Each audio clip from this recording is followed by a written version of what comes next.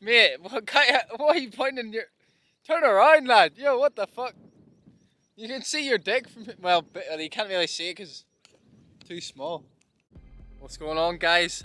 I'm out here with George Farnan, the main man, just taking a piss. But we're climbing a mountain today. You see, too many people, they focus on those instant gratification pleasures.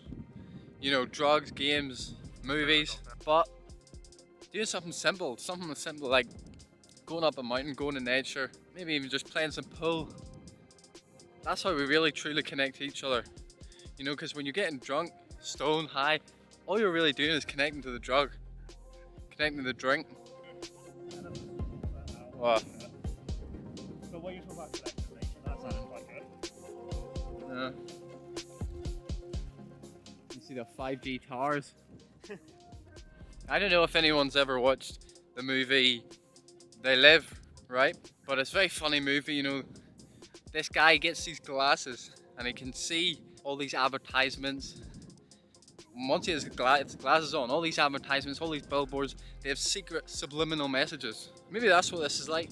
You know, the 5G towers. I mean, that's a conspiracy theory, but when it comes to advertisements, when it comes to the content you consume and watch, it's the exact same thing. It's like subliminal messages. You know, I realized that the content we consume, the things that we watch, they affect us massively, even more than the people that are around, because we're constantly online nowadays. And we all know the quote, you're the average of the 5 people you spend the most time with.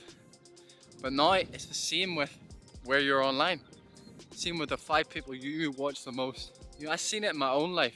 I used to be a drug addict, a druggie, because I used to watch movies and shows and look at people on social media and they were doing drugs. They were partying. I thought it was cool. I was convinced it was okay. And the same thing happened with the opposite way. I started watching people improving their lives, getting sober, changing the way they live. And I started doing that too. And it's not a coincidence. Man, it gets so annoying trying to hold the camera like this, you know what I mean? I know you haven't got any experience on it, mate, but it gets quite tiring. I'm thinking maybe get like a little handle for it, you know what I mean? 90% of this shit's going to be edited out anyway. Yeah. Or you could be my official camera guy. What do you think about that? Hey, Look at that view. Now, I don't know how good this looks on camera, but in person it looks pretty good. You can see Belfast from here, guys. I don't know if half of you even know where Belfast is. there's a park down there that has, there's one of those three warehouses, Yeah. and there's that big green area. I think that's called Giants Park. Oh, really? My brother was telling me about it. I think it also connects in, there's that like bit of water there. It might connect into there. It's a very cool park as well, just actually in front of the city airport, Victoria Park. Yeah, I've been there. You actually go for it. I ran there a few times. It's about just over a mile, the loop, I think. So it's actually quite good for like pacing stuff. Yeah. And you get some very good views in. It was my vlog and this guy's talking more than me. Well, don't, He's trying to steal my climb. don't put it all in. Trying to steal my I actually climb. realise I'm more interesting. Yeah, that's it. Well, who knows what this guy's going to keep, but we'll look at it. I mean, I guess I could edit it myself. Yeah, that's going to be shit. Yeah, well, and it'll take ages too, mate. Maybe. No, I don't really like editing, you know what I mean? Look, I'm puffed after I just ran up that hill. And man, that's one of the most important things in life is exercise. I honestly, I don't get how some people can just not move. People are just so lazy nowadays. I understand, you know, most people, they're immature to be honest. That's why they don't really care about their bodies, don't really care about their health. They maybe haven't been through much, you know. I feel like you really have to go through hardship to realise how valuable your health is.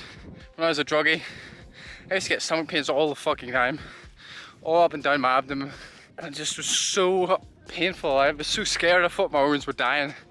And I only went away when I quit everything. The drink, the drugs, the weed, all of it. But since then, really valued my health, but to be honest, that's not even the main reason why you need to work out. It just keeps the mind right, man. I've been working out consistently since I was 15, and the reason because it just makes me feel so fucking good. See, we listen to our brains too much when it comes to that instant gratification. You know, when we think, oh, it's difficult, I don't really want to do it. Our minds, even my mind will say, I don't really feel like it. But it's just bullshit at the end of the day. So many times I was walking in the gym saying, I don't want to go, I don't want to go. Can't be ours, there's no point. And every time I went, I said, thank fuck I went. Because I always went home happier, I always went home feeling better. It's like our reward. And that's why exercise is so valuable, because everything in our life is going to have resistance. We're going to have pain, we're going to suffer, we're not going to feel like it. Any goal that you desire is going to take effort. And when we train ourselves in those little steps every day, like exercising, like doing chores, like going out to a mountain, doing something hard or doing something you don't even really want to do, when you do that again and again and again, you build character. Kings of fucking Belfast. That's right. You on in it, Geordie boy? Yeah, man. There's a good view. Oh, look, there's a plane. Yeah, I can. In front of you. Where is it? Oh, there. This man loves planes. Right, let me guess what it is. I'm gonna say British Airways A319 or A320. Let's go to Heathrow. Check it right now. I don't even know if you can see it on the camera, mate. To be honest. I'll get the fucking plane. Well, we'll see if you're right. Let's see if this man knows his shit. A320 Belfast to Heathrow. Telling you, this guy's my future pilot. Put a message into your followers that don't ever say the sky's the limit when there's footprints on the moon. That's right, did you hear that? Never say the sky's the fucking limit when there's footprints on the moon. A lot of people are small-minded, you know, like, a lot of people, if I tell them what I want to do, I tell them I want to be an influencer, they don't believe me, you know, they lie, oh, you need to get a real job and stuff. But if someone's done it before, then you can do it again, you know, don't believe anyone who tells you can't get your dreams because it's unrealistic. If it's been done before, it's possible. If you can dream it even, it's possible. How many people told Isaac Newton they was a fucking idiot talking about gravity? I mean, they used to think the Earth was in the center of the universe and everything revolved around the sun, until I think it was Galileo that proved, or theorized at least at the time, that in fact we're not the center of the universe. Everyone's so wrapped up in their social media world. I know, true man, true. I mean, you know, me and this guy, right? Me and him used to think we were the fucking center of the universe. We used to think the world revolved around us. We came up with these mad theories, right? Right, don't add the fucking theories in, mate. We came up with these mad theories, right? And we believed them until, like, as time went on, as I started to go through stuff, as I started to suffer and feel real pain, I realised I'm not the only one here. They're not that special. There's so many other people and they're all living their own stories. Honestly, you know, if you're a bit like me and you get negative a lot, one thing that helps massively is stop being so damn selfish. Like, depression at the end of the day is just selfishness. Why do I not have this? Why has this happened to me? Woe is me sort of stuff. It's just because you're being selfish. You know, when you start doing stuff for other people, it does it. It honestly makes you feel good. You know, the man. Yeah, that almost looks like a rave, look.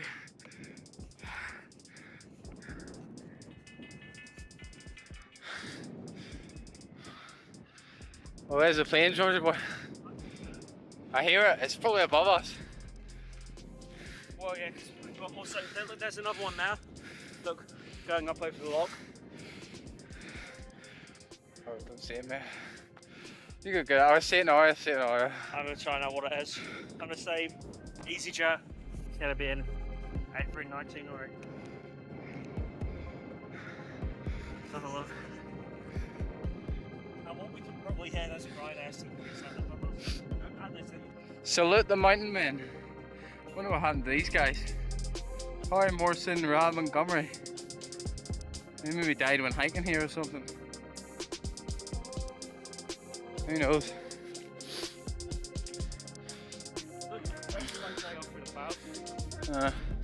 And this also shows you sometimes the clouds, you can't see past them. The weather's dismal, but when you always go up through the clouds, it's always going to be sunny.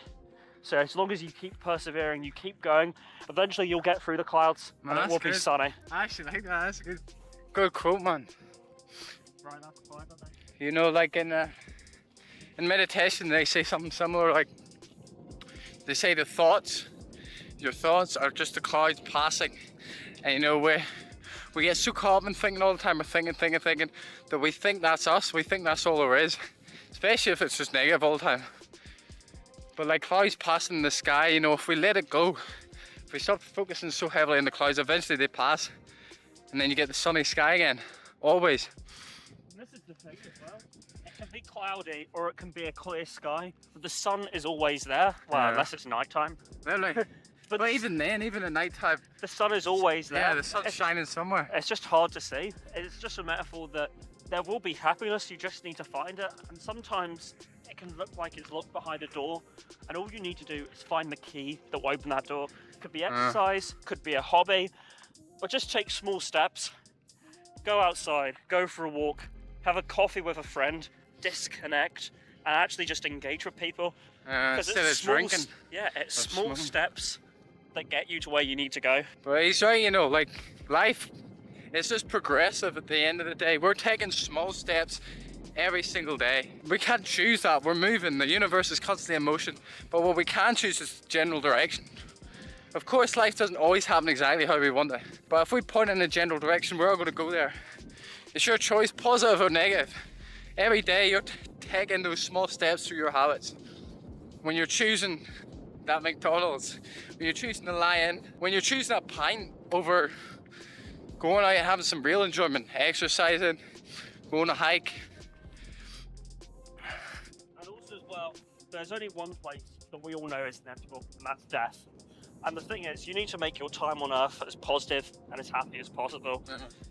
The actions you make now in your 20s will be much more than if you did them in your 80s. Every step you take now is going to put you in a better state of health 100%. than if you're in your 80s and you can barely step anywhere. It's making the big impact now. You can live the life you want. I seen this guy, right, and he was like 106, and he was moving like a 80-year-old, 60-year-old, mate. He was moving like a 60-year-old man. It was crazy. He was like 100, 108, 106. Fucking, I know. I don't even know if you can see him in that, but my friends ran off. He's going to go over the top of that hill over there. Man, you really need to choose wisely who you're around.